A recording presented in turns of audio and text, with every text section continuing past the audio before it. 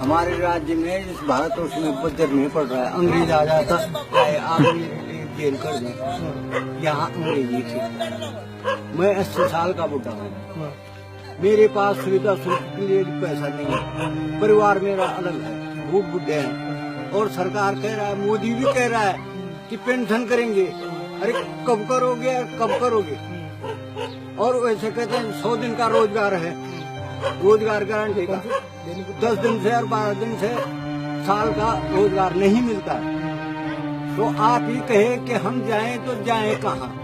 मैं ऐसा काश्तकार हूँ था कि 10 क्विंटल गेहूं बेचता था और आज 1 किलो गेहूं मेरा पैदा नहीं हो रहा है।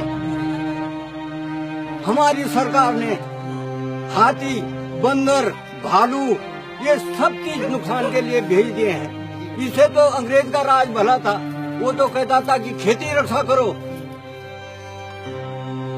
अब इतनी खेती में 100 नाली जमीन है मेरे पास और आज मोहताज बना हूं, 1 किलो गेहूं नहीं है मेरे घर में।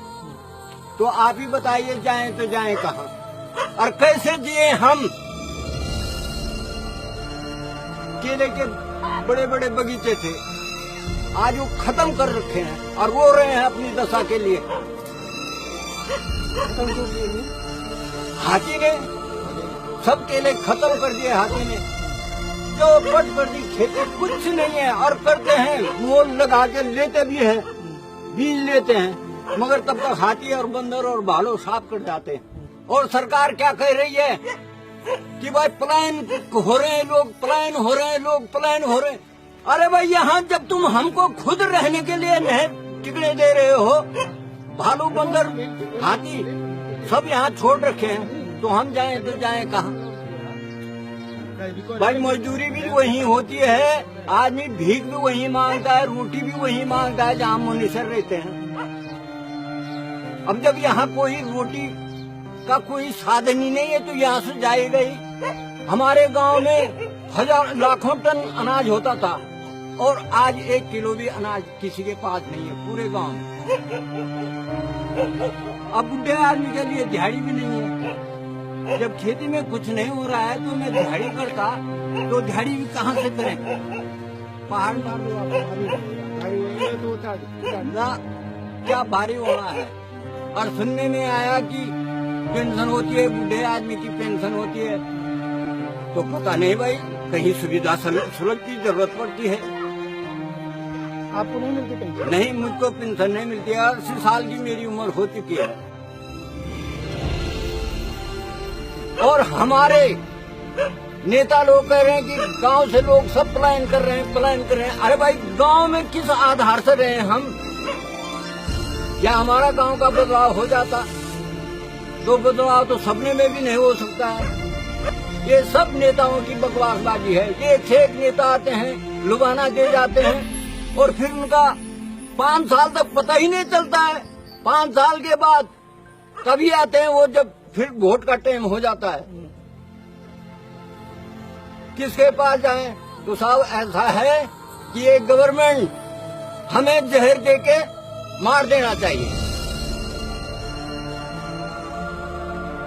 खुद गवर्नमेंट को जहर देके, और आप खुद परिस्थिति देख चुके हैं और गांव में आके, तो क्या करें, कहाँ जाएं? जब हमारा खेती से सब जंगली जानवरों ने छीन लिया है तो हम जाएं तो जाएं कहाँ और करें तो करें क्या? बाजारी में तो जाएंगे, भीगी तो मांगेंगे। अब चोरी करने की हिम्मत है नहीं। नए वर्ग के लोग तो चोरी भी कर सकते हैं, मगर बुढ़ा आदमी कहाँ चोरी कर सकता है? सब विभाग से कहा जाए और उन नेताओं से कहा जाए जो वोट मांगने के लिए आ रहे हैं, उन नेताओं से कहा जाए कि भाई इनका क्या होगा। और तुम इनका बेवकूफ क्यों बना रहे हो कि गांव छोड़ के पलायन हो रहा है, पलायन हो रहा है। अब 2 लड़के मेरे भी पलायन हो गए हैं। अरे वो भी कहाँ, झुग्गी झोपड़ियों में मजदूरी कर रहे हैं। गांव में तो मजदूरी भी नहीं मिल रही है। अभी घोषणा में तो ये ऐसा हो रहा है, जो ऊपर से टीवी में रेडियो में घोषणा आ रही हैं, उससे तो ये पता चल रहा है कि हम स्वर्ग में हैं। हम क्यों जाएं कहीं? हमें क्या जरूरत है कहीं जाने की? हमें तो सरकार सब कुछ दे रही है। 100 दिन का रोजगार है तुम्हारा, 100 दिन का रोजगार है। और कहाँ है हमारा 100 दिन का रोजगार? अब जैसी मुसीबतें मेरे पर हो रखी हैं, तो मैं जहर खा के मरूंगा कि या नहीं मरूंगा? जिस रोज मेरे टांग बंद हो जाएंगे, 80 साल का बुढ़ा हूँ, हाथ बंद हो जाएंगे, कंपन हो रखी है और तब भी काम कर रहे हूँ। आप तो खुद देख रहे हैं कि मेरे सिर में कितना वजन है, और तब भी पेट भर के लिए राशन नहीं है, भूख से मर रहे हैं। तेल ठोकर कुछ नहीं है, तो साहब जिए तो जिए कैसे? आप भी खुद देख चुके हैं हमारी पूरी स्थिति। फॉरेस्ट गार्ड आता है, जंगलात विभाग के आते हैं, रेवेन्यू विभाग के पटवारी जी आते हैं और देख के चले जाते हैं, अपने कागज भेज जाते हैं। कागज को हम ऑफिस में भेजते हैं, पहले तो हमें देखकर गुर्राते हैं ऑफिस वाले कि ये कहाँ हमें परेशान करने के लिए यहाँ आ रहे हैं। और फिर उन कागजों का 4-4, 5-5 साल हो गए हैं, अभी तक हमें मुआवजा नहीं मिला है। तो गांव वाले कैसे खेती करेंगे? जब मुआवजा तक नहीं मिल रहा है तो गांव वाले कैसे करेंगे खेती? और क्या करना है उस खेती को? एक बार मोल लेके, दूसरी बार मोल लेके, बीज बो के उसको हाथी तब भी साफ कर जाता है। तो हमारे लिए क्या सुविधा है? नेता लोग आते हैं, कहते हैं हमारी लायक कोई सेवा। अरे भाई, तुम्हारी लायक सेवा ही सेवा है। तुम अपने मजे लूट लो 5 साल तक, वोट हम दे ही देंगे, और बाकी गरीब के लिए कुछ नहीं, कुछ नहीं, कुछ नहीं। अगर नहीं अभी जानते वीडियो की सुन दो मेरी